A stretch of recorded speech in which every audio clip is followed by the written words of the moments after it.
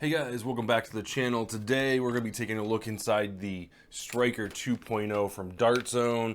This is one of their latest pump action blasters. In this series we crack open the blaster, get you some measurements on various parts of the internals, take a quick look at how it works on the inside, and then kind of think about like what type of mod potential we've got here, what type of upgrades we want to make for the future upgrade video, which we'll be shooting next week. So throughout the video, if you guys want to comment what upgrades you'd like me to see to do this blaster, this is actually my son Eli's blaster. He's got a few requests already in there, longer barrel for one. And he wants the different magwell with a flared magwell at the bottom here. So he's got a few upgrades that he wants done, but I want you guys to give us some comments as to what you would like to see done to this blaster, and yeah, we'll have some fun with it. So let's go ahead and get it taken apart. We're gonna get rid of all the accessories first because that's the easiest thing to do, especially since it splits in half. You're gonna need to take off the majority of the accessories. We've got pretty much everything here. We'll take out the magwell. There's that. Pretty good air seal over all things considered. Alright, so let's just go ahead and start taking screws off here. And I'll let you guys know if there's any longer screws or shorter screws after we get it completely open. So we'll time lapse across this portion of the breakdown, and then I'll let you know on the other side if there's any longer screws or shorter screws. So let's get this thing broken apart.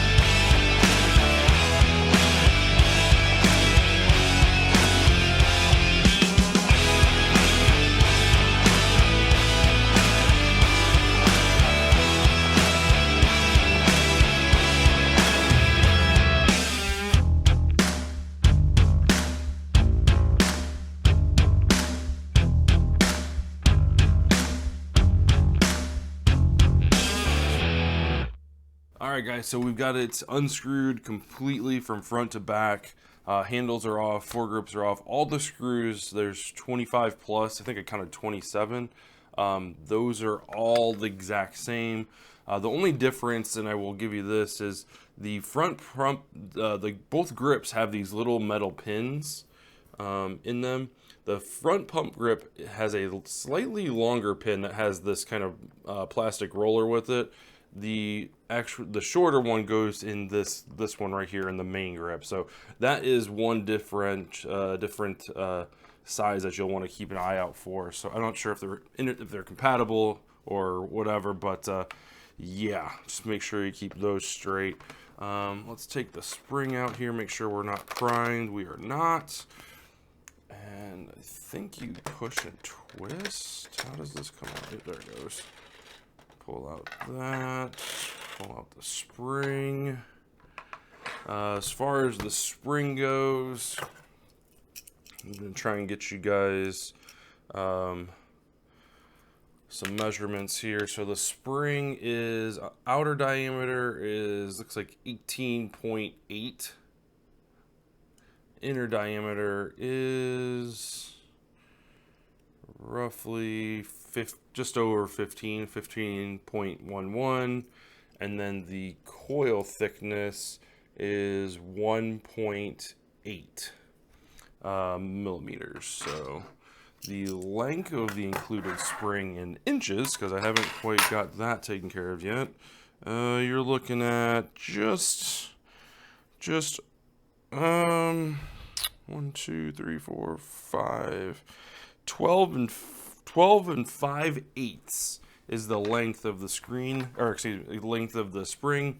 Editor Joe, will you please put the conversion here Thank you very much. All right, let's go ahead and break this open. I believe I've got all the screws. Oh, there's one screw in there holding the Picatinny rail and all that. We'll keep that together for now. There are clips here in the buffer tube. That is pretty common. So we'll start by kind of prying those open. Usually you'll want a screwdriver, but I'm going to try and force it open. Let's see if we can't get, there it goes. Got the first one.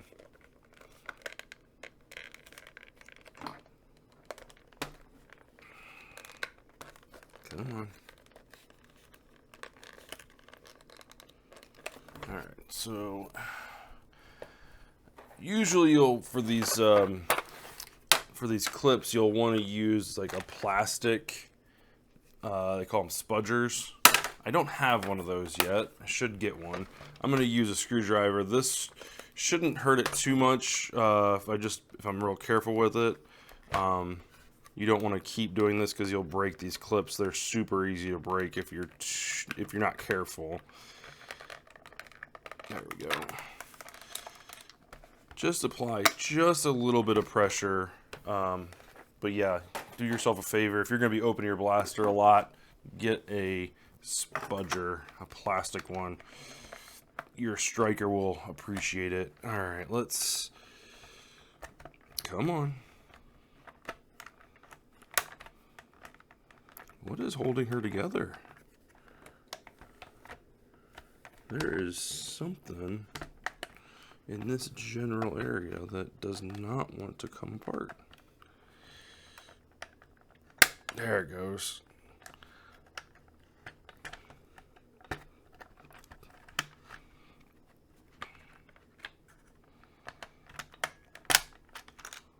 All right. Oh, I hear lots of pieces falling, so, oh God. Let's see. So flip it over. The inside looks like there's a few screws holding on. What is that holding on? What is that? What is that? Oh, no way. Is the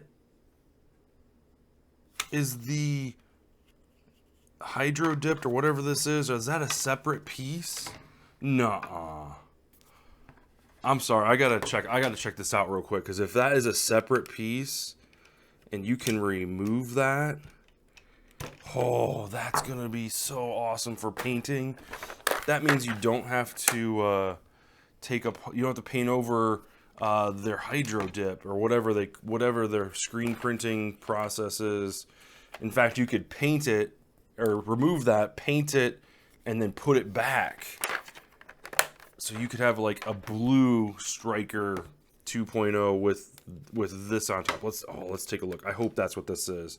I'm not sure what else these screws would be, and it looks like they're the same screws.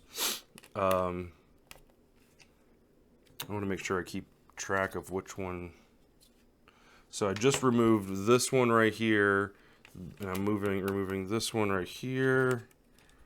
What else could these be for? It's gotta be, because there's like little clips down here. Oh, I bet that's what that is, guys. Maybe. Maybe not. That's gotta be removable. Here, let's take these off.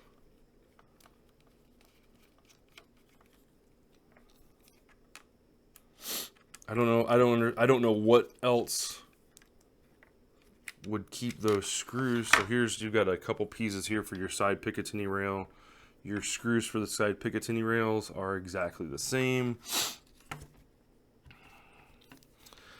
Oh, dude, let's just go ahead and take this completely apart, because I don't think I've seen this yet. I don't think I've heard anybody doing this. They just, they take it apart and mod the the spring, or they the plunger to they get a better seal on the plunger rod and all that stuff. I'm kind of curious, just from a cosmetic standpoint. Look, that's got to be a separate piece. Oh my God, I bet that, is it all one? It can't be. It's got to be 2 pieces. Here, let's flip this over to a flathead. This, again, this is what you'd want your plastic spudger for. So I'm going to try to be gentle with this. If it starts to feel like it's going to break, I'm going to stop because I don't want to break this. The other thing that's a possibility is it might be glued in too on the other side. Let's see. This will be the real testament. Oh, dude, it is. Look, I'm pushing this little tab right here, and I don't know if you can see this on my overhead camera. I'll try to zoom in, but it's definitely moving. Oh, no way! I am really excited.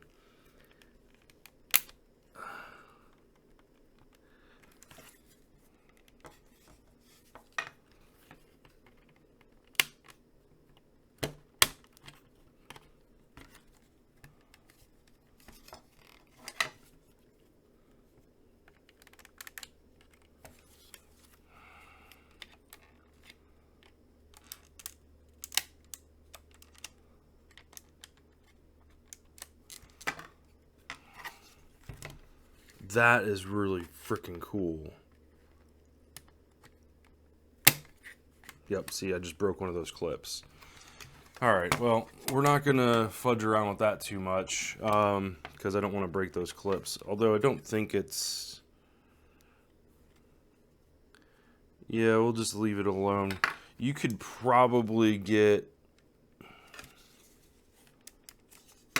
Because these are hooked on this side, so they're actually latched onto this side of the plastic over here.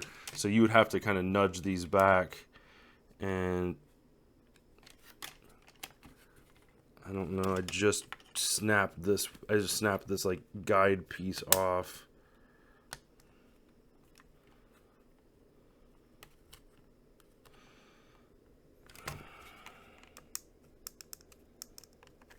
You don't gotta push very hard. Okay, so the first way I broke these out, I broke the one tab, was trying to lift that tab up. So I came from between the green tab and the white tab and tried to pry open. That's not the way to do it. That's how you'll snap off those little tabs. What you do is put your screwdriver or spudger, and you want to lightly push down on the white tab, but also want to apply pressure so that it releases the catch just enough, because you don't want to push too hard, because if you push too hard towards this plastic tab, you'll break it. So you want to press down and just inch it ever so slightly towards yourself or towards the green plastic, and you'll see it kind of like release. As soon as it releases, let up. So yeah, so those come out completely by themselves. So let's take a look and see what the underside looks like. Oh yeah. So this is what I'm talking about. So you could remove these panels, paint the thing up, and then put the panels back on. So if green wasn't your jam and you wanted to go with like one of these purples or something like this, or these dark blues, you take these off, paint the thing blue or purple, and put these back on, and you got yourself a really sharp looking blaster. Customized, you know, specific to you, blah blah blah, whatever. Heck, even with those purple magazines that come with the Maxim, that would look sick if you painted this thing purple. Just be careful you don't snap those tabs. That is the one catch. I think it'll go back on, because really all those tabs are doing are applying pressure on those catches. So like the catch, you know, it kind of engages the catch a little bit, so it doesn't back off. But there's enough on there that I think, you know, breaking one isn't that big of a deal. Not to mention it's just a cosmetic piece. So we won't remove any more. I will ask Eli if he wants me to remove those, because I know he was looking at painting this thing. And I was kind of bummed out that he was going to paint over the really cool decals. So we'll leave it up to him, see if he wants to take those, if we want to take those off. All right, let's take a gander at what we got here. Start off at the front. So let's see here. We've got our barrel lug here where you can put in the scar, which is nice. We've got 2 screws that hold that in. Let's get those removed. Just kind of see what's under. Just kind of see what's under the hood. And actually, I'm going to put the screws over here. All right, so we should be able to pop this open. Let's see. Oh, there's actually 2 screws on the other side too. So I don't want to tip this upside down because I know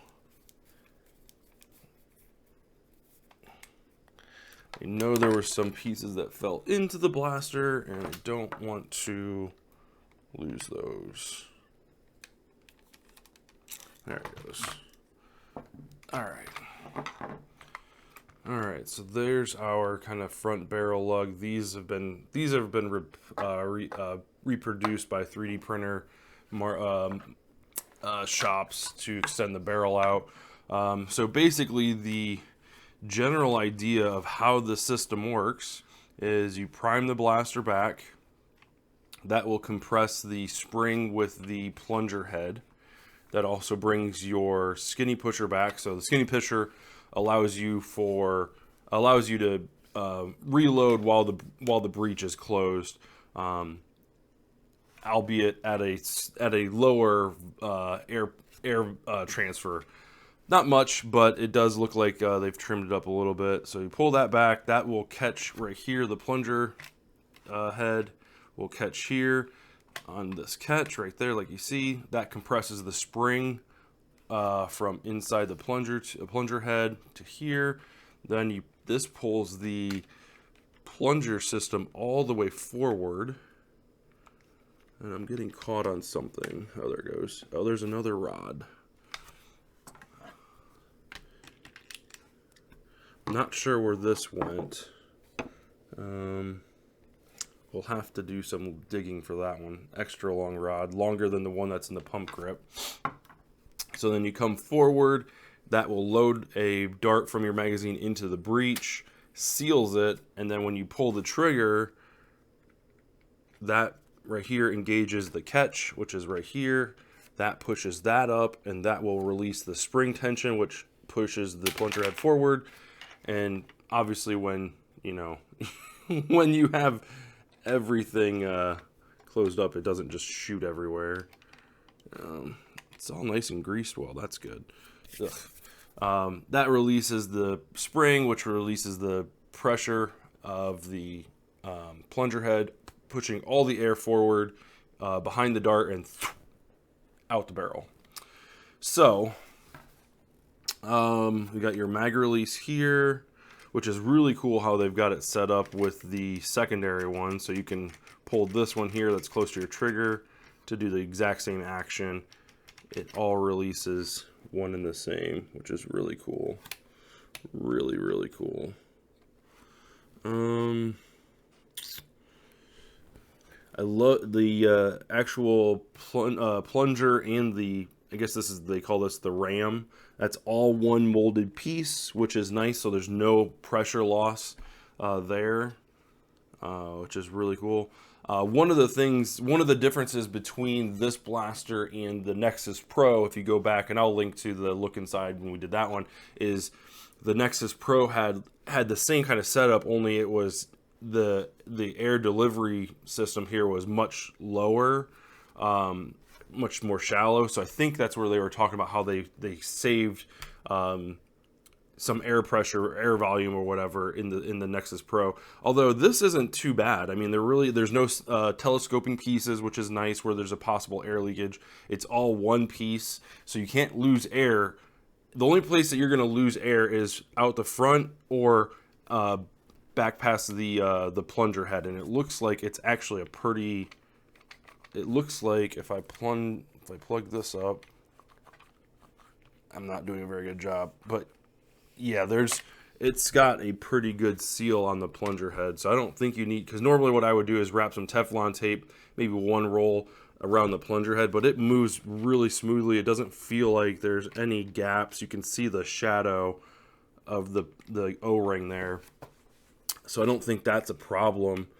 Everything looks screwed down really nice. I wonder where this came from. I'm kind of worried. Where did this come from?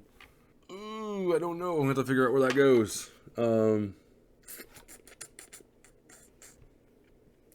Shoot. Anyway, I'll leave a comment in the description where this went if I don't figure it out by the time we finish up. So, kind of true to the rest of the Dart Zone and Adventure Force blasters, the barrel is pretty short. It's friction fit in. It does look like there's some type of O-ring or gasket on the inside of this green piece. So at the very, very least, yeah, it's got a little bit of suction. So it's not like the other, like the Nexus Pro original and the Stryker, where it's literally just sitting inside of a plastic sleeve, like loose fitting. And the only thing that's holding it in is like the front gasket or whatever. So yeah, so that's a step in the right direction. I do like that. Let's see, your barrel length is 7.5 inches exactly. The outer diameter of the barrel, the included stock barrel, is 16.03. The internal diameter is roughly 12.88 millimeters, and the thickness of the wall is 1.5 millimeters. So kind of a standard barrel length for what they've included in the past. So your mileage may vary with this. Probably one of the best upgrades you can do, especially with such a a great delivery power system. Oh, is the barrel? Oh no, it's oval. Especially with like the amount of plunger volume, having a longer barrel will go a long way. Let's see. I kind of want to take apart this right here and just go a little bit further. Does this come out?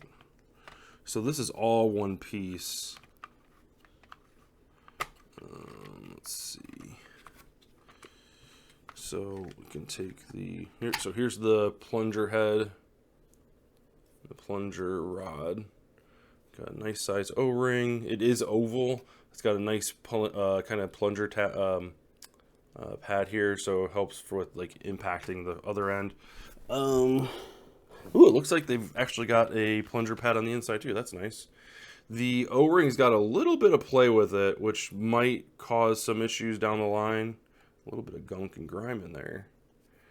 So yeah, you could possibly use some Teflon tape if yours is a little weak, or you're noticing some air leakage. That might be an upgrade you can do. Let's see if we can get this plunger tube out without taking too much apart. Hey, there we go. So there's your plunger tube and rail assembly. It's got the Picatinny rail for the pump grip, ram, like I said, all included, all together. There isn't any slot or anything like that on the plunger tube, so it's not slotted. Like I said, it is an oval, so I'll do my best. So the short end is 39. Yeah, 39 millimeters wide. From top to bottom on the long end, you're looking 43 on the dot. And then the inner diameter is 36.5. That's on the short end. The long end, again, I'm going to try to get the best measurement. It's 39, about 39.5. Cool. As far as length goes, you're looking at 86.1 millimeters. So, and then as far as like the depth goes, oh, maybe there isn't. No, there isn't a plunger pad on the inside. So bottoming out the plunger tube is 85. So the space from this outside edge to the inside edge of the actual available space is 85. So cool. That is a really cool design. I think this is very reminiscent of the Tomcat. So there's that. Let's go ahead and open up this a little bit further. This is one of the parts that Out of Darts had said they had some issues with, was the breech area. So I want to get this opened up and see what's inside here.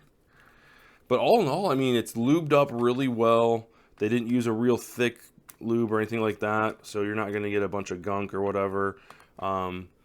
You know, they got a pad on the plunger rod, or plunger head, which is nice. Not one on the inside, which is unfortunate. Like even just like a small gasket would be nice. Come on, get out of there. But hey, I'll take that any day. So, all right, so we've got those taken care of. Let's take this. Oh, shnikes. You got springs bouncing all over the place. Let's make sure we can figure out where this goes before we fall too much apart. So that goes in there and just sits in here. Does it go like this? There you go. Yep. So this piece right here has a spring inside of it with a cylinder to spring guide. The spring guide goes down inside that side of the right side of the shell, I guess, if you will. You'll see it because it won't fit. I mean, it will fit, but it won't like rest in there. So you'll see it.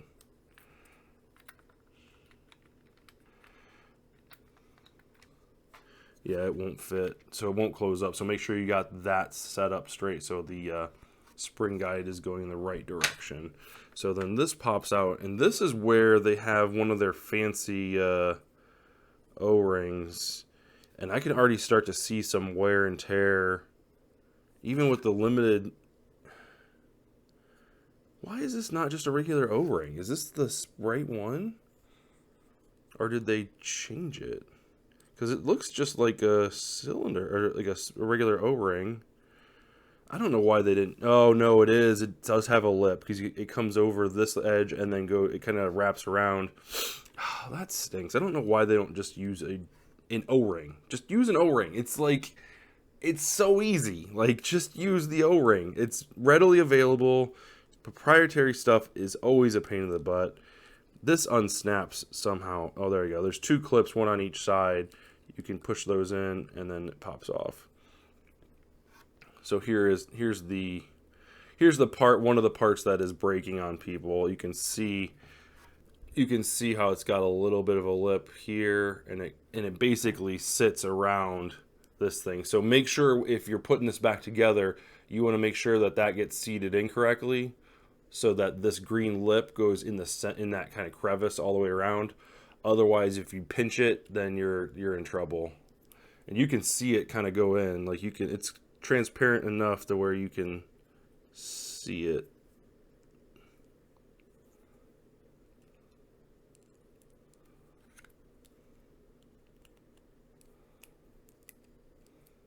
The other thing you could possibly do if this comes out is put it on that first.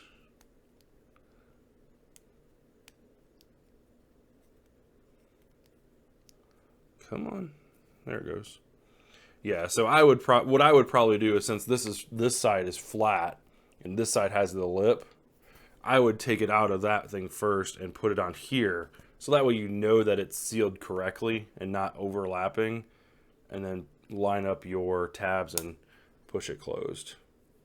That's how I would do it. And the same thing rings true for this one as well. Man, this one's dirty already. It's got like a bunch of gunk in there from darts and stuff. Ugh. Cool. Well, that's pretty much it, guys. There's your jam release. kind of reinforcement on for your top half of the shell, which is awesome. You've got more of the tabs, so you can remove that side of things. Your safety is right there. I think that's about it. This, I feel like this should be... No, that's in the right spot. Oh, that's for the drum. But yeah, so that's that is a look inside the Stryker 2.0. I'm really excited that we found this out. This is really cool. This right here is one of the reasons why I like taking these apart and looking at the inside. Like, oh man, this is really slick. Because this is something I haven't heard anybody talking about just yet. And the fact that you can take these off and paint the blaster and put these back on, like, you could really make something out of this thing. So we'll see what Eli has in store, and I'll share that with you guys. Maybe we'll film it. Let me know in the comments below if you want us to film his upgrade,